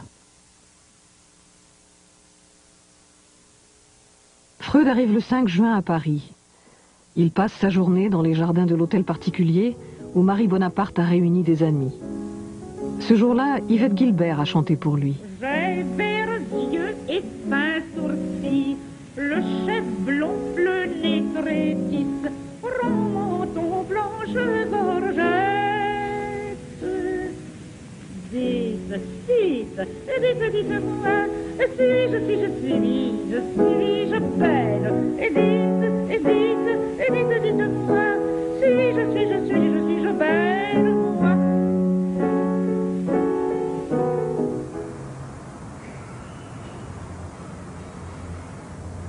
À Londres, Freud est chaleureusement accueilli par les autorités officielles. Quelque temps après, il emménage avec sa famille au 20 Maresfield Garden. Il y passera la dernière année de sa vie.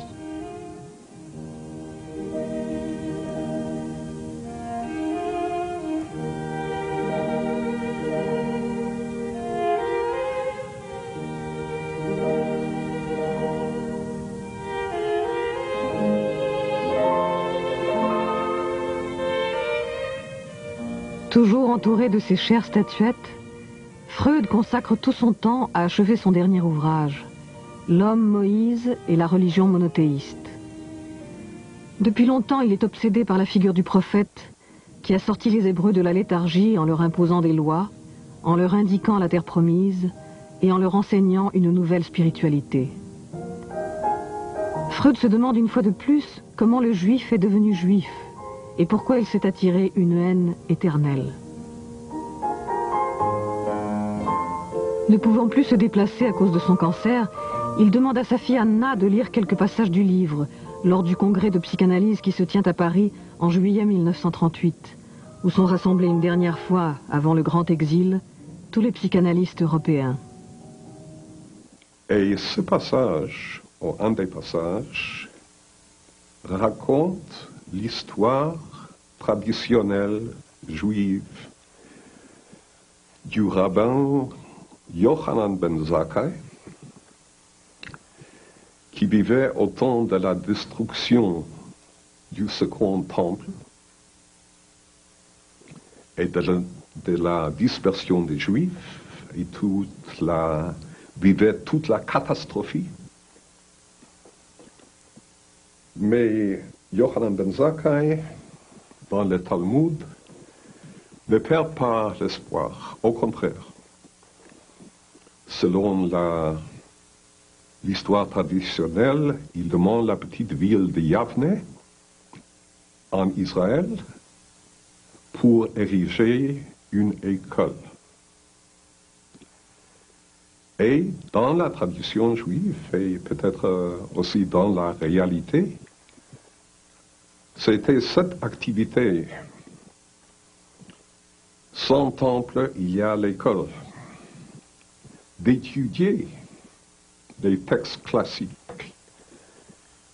de les commenter, de faire des exégèses nouvelles qui a sauvé le judaïsme.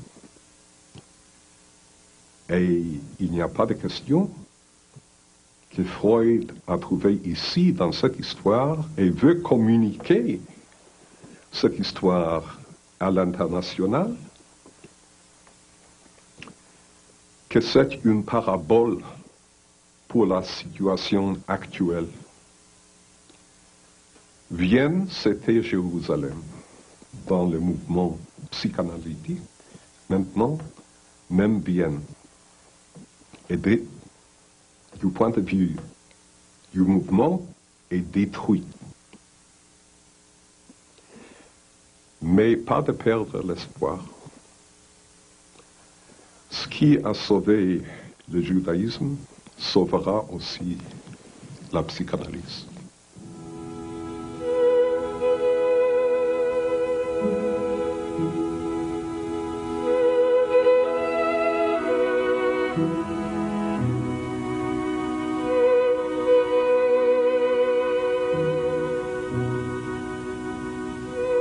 Le 21 septembre, Freud demande à son médecin de l'aider à mourir. Puis il ajoute « Parlez-en à Anna, si elle pense que c'est juste, alors finissons-en ». Le 23 septembre, son médecin lui injecte une dernière dose de morphine. Ce fut la sublime conclusion d'une vie sublime, écrira Stefan Zweig.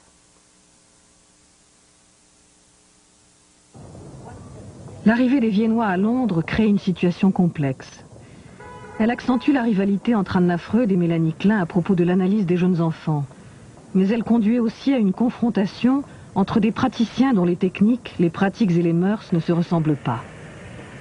On appelle grande controverse les discussions menées de 1940 à 1944 par les Freudiens de toute tendance réunis au sein de l'école anglaise. But besides the fight between Anna Freud and Klein as such, what is so important and so fascinating in the controversies as such is this discussion on the way in which Freud can be interpreted, or should be interpreted, or could be interpreted. Alors que les bombes allemandes déchirent le ciel, les grandes controverses se poursuivent. Puisque la guerre doit donner naissance à un monde entièrement différent de celui qu'ils ont connu, les Anglais et les exilés viennois font éclater leurs divergences sur la pratique et la formation des analystes. À la fin de la guerre, cette bataille d'Angleterre s'achève par un accord entre les différents protagonistes. From the great controversies, you can see already the three groups coming out. From one side, the Kleinians were allowed to go on with their own point of view. From another side, the Anna Freudians were allowed to stay in the society, although immediately after the war, Anna Freud created the Hampstead Clinics, in some way her own group, a bit outside of the society. But nevertheless, a lot of the Freudians worked inside the society, they trained people, and later on they created what today is called the neo-Freudian, the contemporary Freudian group. In between them, the indigenous group started to become more visible. Analysé par James Strachey, formé par Mélanie Klein, Donald Woods Winnicott devient la figure de proue du groupe des indépendants. Pédiatre, il s'intéresse essentiellement à l'environnement de l'enfant, à la manière dont s'effectue la transition entre le monde du fantasme et le monde de la réalité. En 1945, Marie Bonaparte reprend ses activités à la Société psychanalytique de Paris. Tyrannique et tournée vers le passé, elle n'occupe plus la même position face à l'émergence d'une nouvelle génération. La France va être très forte à partir de 1945 face à l'école anglaise, parce que toute l'Europe continentale est vidée des sociétés analytiques. Donc bien entendu, à partir de 1945, ça n'existe plus en Allemagne, en Autriche, en Hongrie et dans tous les autres pays. L'Italie a été laminée, elle aussi, par le fascisme. Donc là, la France va être même le premier et le seul pays du continent à avoir une puissance psychanalytique face à l'école anglaise et face à l'école américaine. Et c'est ce qui explique qu'elle va conquérir une partie du monde latino-américain. Donc la puissance française, c'est 1945.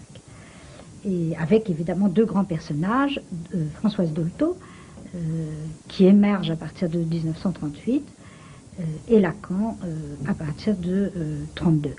Mais leur parcours, dans l'histoire des générations mondiales de la psychanalyse, ils sont contemporains de Winnicott, donc de ce qu'on appelle la troisième génération psychanalytique, c'est-à-dire ceux qui n'ont pas connu Freud. Psychiatre de formation, marqué par le surréalisme et la philosophie allemande, Jacques Lacan sera le dernier des grands interprètes de la pensée freudienne. Il fera école non seulement en France, mais en Europe et sur le continent latino-américain. Face à l'emprisme anglo-saxon et contre la tradition adaptative américaine, il redonnera à la psychanalyse son idéal de subversion perdu depuis la défaite des empires centraux. Il fera de l'inconscient un lieu de langage. Auprès de lui, Françoise Dolto, excellente clinicienne, sera une pionnière originale de l'analyse des jeunes enfants.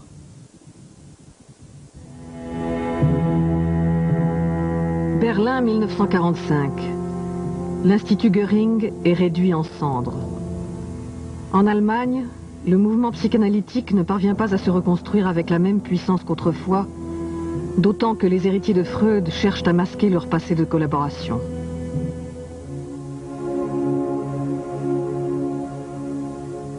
Le déferlement du nazisme contraignit les disciples de Freud à modifier sa théorie originelle imprégnée de métaphysique et de pessimisme. Ils transformèrent la psychanalyse en une théorie américaine de l'adaptation de l'individu à la société. En devenant américains, les Freudiens d'Europe adoptèrent une nouvelle identité. Vaincus et plusieurs fois humiliés, ils voulurent s'intégrer à ce monde qui les accueillait, l'Amérique puritaine et pragmatique. Aussi inventèrent-ils de nouveaux concepts qui les renvoyaient à l'image de leur propre désir d'assimilation, d'intégration. Nés polyglottes, ils n'eurent aucun mal à parler parfaitement l'anglais. Cependant, ils conservèrent toujours l'accent de leur langue maternelle, comme signe d'une nostalgie jamais éteinte. Distressing experiences in childhood may set up patterns which in later life will produce mental conflict. Pratiquée essentiellement par des médecins, la psychanalyse américaine prônait l'idéal hygiéniste et religieux de l'homme sain dans un corps sain. Elle valorisait le culte de soi, tout en cherchant à sauver l'homme des illusions d'un narcissisme destructeur. Elle voulut éradiquer la folie, la déviance, la marginalité, la névrose quotidienne, au prix de se convertir à une thérapie du bonheur individuel au service de la libre entreprise.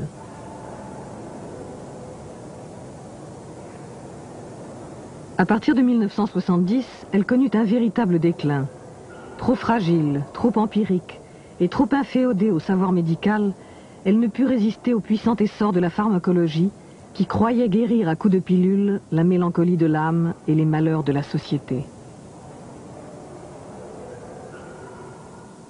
The last book that he ever wrote, the outline of psychoanalysis, which he didn't finish, lived to finish, and the outline of psychoanalysis, Freud writes, and most people have never gotten to this point, that the time may come, he said, when the psychoanalytic therapy, the couch and all that, will be supplanted by something else.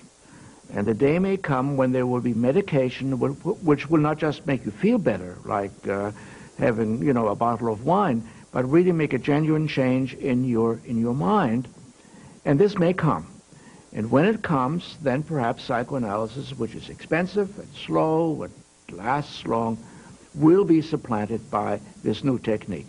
But even if Freud is right in this speculation, I would still think that what he says about human nature at work, which is incomplete the way he puts it, is still, you know, the best way to look at it, absolutely.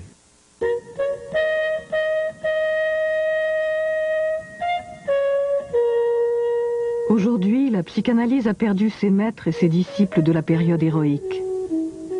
Mais elle s'est implantée dans tous les pays démocratiques de la planète.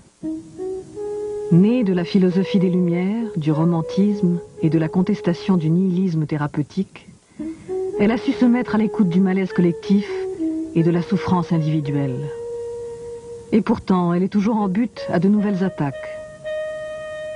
Contestée par les adeptes d'un retour aux formes primitives de psychothérapie, d'hypnose ou de magie, et par les tenants d'une explication purement mécanique du corps et de l'esprit, elle a cependant été adoptée par plus de 25 000 praticiens dans le monde et par des milliers de patients. C'est à eux, à ces praticiens anonymes et à leurs patients que ce film est dédié. Car c'est eux qui réinventent au jour le jour le grand souffle de l'utopie freudienne.